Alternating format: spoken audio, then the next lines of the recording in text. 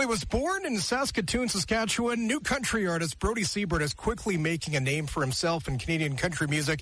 He's opened up for some pretty big acts. He's got a new hot single on country radio, and he's about to release his new album.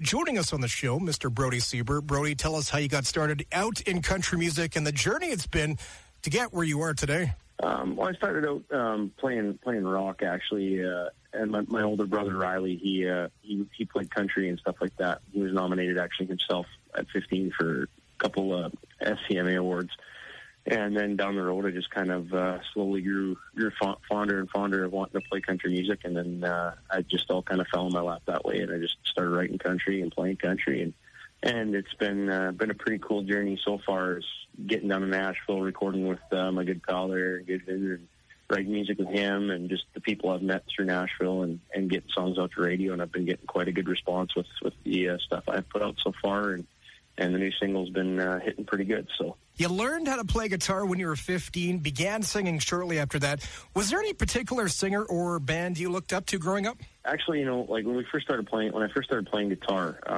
like I never really picked up an acoustic. It was mainly an electric, and actually one band that I really listened to quite a bit, which it's kind of funny. I mean, I'm sure there's a lot of country artists that have rock influences, but Motley Crue was one of the bands I listened to a lot of when I was starting to play guitar. I just really liked what they did with the sound and the guitar and all that stuff like that. So I learned a lot of Motley Crue, but then slowly as it went on, Waylon Jennings became a very big influence on me afterwards, as far as singing and playing went, and learned how I write and things like that. I just had all that, you get certain different influences along the way, but I think the initial band that got me started and wanted to play guitar was Motley Crue. Brody, you've opened up for great acts like Nitty Gritty Dirt Band and Aaron Pritchett. Who is that one band or artist you would love to open up for one day? I've been, those guys were definitely awesome to open for. If there was anybody I could really, that I'd really like to open for, I mean, it's a long shot down the road, but it'd be cool to open for somebody like Eric Church. I really look up to that guy a lot. He's got some pretty cool stuff going on, and he's just a great artist all in all. So I think that'd be a real cool person to open up for. You've been there last year, but this year you're also opening up at the Craven Country Jamboree. That's going to be another great experience for you. You betcha. We were there last year in the Beer Gardens, and it was just a blast. It was so much fun. The crowd's always electric, and they're always a great crowd.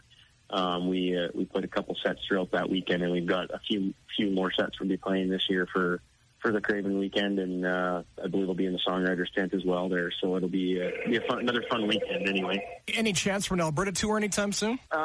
Actually, we are another buddy of mine, Brock Andrews. Actually, we're putting together something here, hopefully for the fall. So we'll be looking at getting out that way for part of the tour, that's for sure. We can get out of Saskatchewan here. We're going to do a few here, and then we're going to try and we're going to do some lining up some dates for Alberta, and try to get into BC maybe a little bit and do some stuff like that. So we're just in the works of planning out the tour and getting some dates together, which will work, and some places to go. So it's looking exciting. So.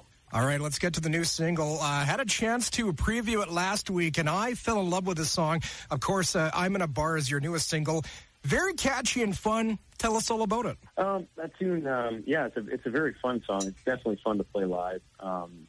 I went down last October, and it was just basically a writing trip to help finish right off my album and everything like that, so we could find some more tracks for my album. And I went down there, and me and Aaron Goodman, we got together, and we sat down and we wrote with these two other guys, Dakota and Will, and they ended up being some pretty good buddies of mine afterwards too, and I'll probably be going back down there to write with them.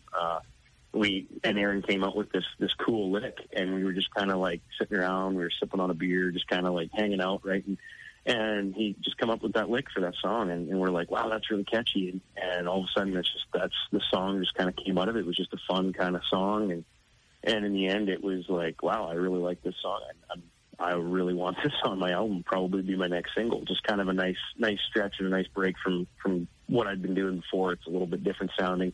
Not that I didn't like what I did, where I was going before, but it just kind of was a nice change. Get something a little more upbeat, a little more party fun, kind of a summer song. So, Brody, you were just mentioning a new album in the works. When's that coming out?